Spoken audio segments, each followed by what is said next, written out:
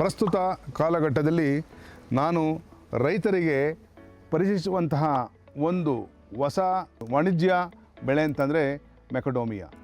ಈ ಮೆಕಡೋಮಿಯನ್ನು ಬೀಜದಿಂದನೂ ಬೆಳೆಸ್ಬೋದು ಮತ್ತು ಕಸಿ ಗಿಡನೂ ಸಹ ತಂದು ಬೆಳೆಸ್ಬೋದು. ಒಂದು ಗಿಡ ಡಿಪೆಂಡಿಂಗ್ ಅಪಾನ್ ದ ಹೈಟ್ 500ರಿಂದ 2000 ರೂಪಾಯಿ. ಒಂದು ಹೆಕ್ಟೇರ್ಗೆ ಕನಿಷ್ಠ ಪಕ್ಷ 125 ಗಿಡಗಳನ್ನು ಕುಣಿಸ್ಬೋದು.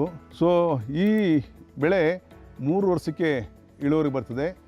4-5 ವರ್ಷಗಳ ನಂತರ ನಮಗೆ ವಾಣಿಜ್ಯ ಉತ್ಪನ್ನವನ್ನು ನಾವು ಪಡೆಯಬೋದು. ಈ ಬಂದಂತಹ ಕಾಯಿಯಿಂದ ಒಂಥರ ಗೋಡಂಬಿ ಥರ ಇರ್ತದೆ. ಬಂದಂಥ ಕಾಯಿಂದ ಬೇಕ್ರಿ ಪ್ರಾಡಕ್ಟ್ಗಳು ಮತ್ತು ಲೋಸನ್ಸ್ಗಳು, ಆಯಿಲ್ ಎಕ್ಸ್ಟ್ರಾಕ್ಷನ್ನು ಮಾಡ್ಬೋದು.